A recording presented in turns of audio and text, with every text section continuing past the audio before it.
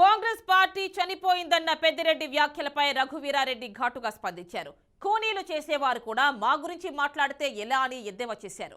వచ్చే ఎన్నికల్లో కేంద్రం రాష్ట్రంలో అధికారంలోకి రావడమే తమ లక్ష్యమన్నారు రఘువీరారెడ్డి. అనంతపురం జిల్లాలో భారీ బహిరంగ సభతో ఎన్నికల శంఖారావం ప్రారంభిస్తామని తెలిపారు. ఈ నెల 26న ఖర్గే, మాణిక్రామ్ ఠాగూర్, షర్మిలతో కలిసి ఎన్నికల ప్రచారం నిర్వహిస్తామన్నారు. పోలవరం, రాజధాని, ప్రత్యేక హోదా వంటి అంశాలతో కాంగ్రెస్ మేనిఫెస్టో సిద్ధమవుతోందని తెలిపారు. ఎన్నికల శంఖారావాన్ని అనంతపురం నుంచినే ప్రారంభం చేయాలి అనేటువంటి నిర్ణయం తీసుకున్నారు. కాంగ్రెస్ పార్టీ ఈ రాష్ట్రానికి ఒక దశ దిశ నిర్దేశించేటువంటి కార్యక్రమం ఇక్కడ ప్రారంభం చేసి ఇటువంటి పెద్ద సభలు ఒక 4-5 పెద్ద సభలు పెట్టాలనేటువంటి కూడా నిర్ణయం తీసుకోవడం జరిగింది. కారణం కక్షగట్టి 10 సంవత్సరాలుగా కక్షగట్టి భారతీయ జనతా పార్టీ ఈ రాష్ట్రాన్ని సర్వనాశనం చేసేటువంటి ప్రయత్నం ఆర్థికంగానే కాదు రాజకీయంగా కూడా అన్ని విధాలు కూడా సర్వనాశనం చేసింది.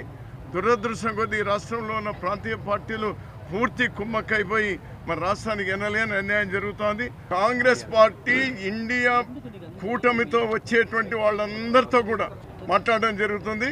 భారతీయ జనతా పార్టీని పూర్తిగా వ్యతిరేకించేటువంటి వాళ్ళతో మేము ఓపెన్ డోర్స్తో ఉన్నాం, ఓపెన్ మైండ్తో ఉంటాం.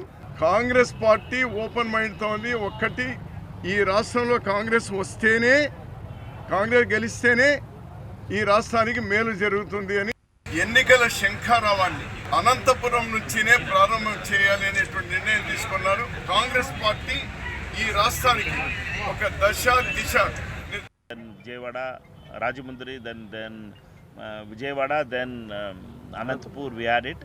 These 4 camps shows that Congress Mandal presidents are very much eager to work and finish the last 60 days work. Congress party is ready for the elections. With that thing, we are going to have the first meeting, big public meeting, rally of Congress President Mallikarjun Kharge ji in Anantapur, and followed by that will be the Telangana Chief Minister Revanth Reddy ji's meeting in Visakhapatnam. Then there will be another meeting in by Siddaramaiah ji, the Karnataka Chief Minister. Then Srimati Priyanka Gandhi ji will be invited to attend a meeting. Then after the Bharat Jodo Nyaya Yatra, Rahul ji himself will come. This will all happen before the 20th of March deadline. We are moving on that work.